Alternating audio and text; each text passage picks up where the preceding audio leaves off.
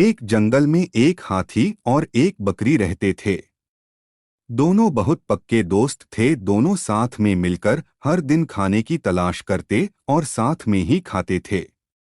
एक दिन दोनों खाने की तलाश में अपने जंगल से बहुत दूर निकल गए। वहां उन्हें एक तालाब दिखाई दिया। उसी तालाब के किनारे एक बेर का पेड़ था। बेर का पेड़ देखकर हाथी और बकरी बहुत खुश हुए। वह दोनों बेर के पेड़ के पास गए। फिर हाथी ने अपनी सूंड से बेर के पेड़ को जोर से हिलाया और जमीन पर ढेर सारे पके हुए बेर गिरने लगे। बकरी जल्दी जल्दी गिरे हुए बेरों को इकट्ठा करने लगी।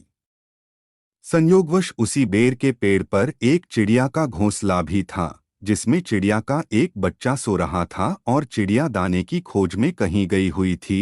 बेर का पेड़ जोर से हिलाने के कारण चिड़िया का बच्चा घोंसले से बाहर तालाब में गिर पड़ा और डूबने लगा। चिड़िया के बच्चे को डूबता हुआ देखकर उसे बचाने के लिए बकरी तालाब में कूद गई।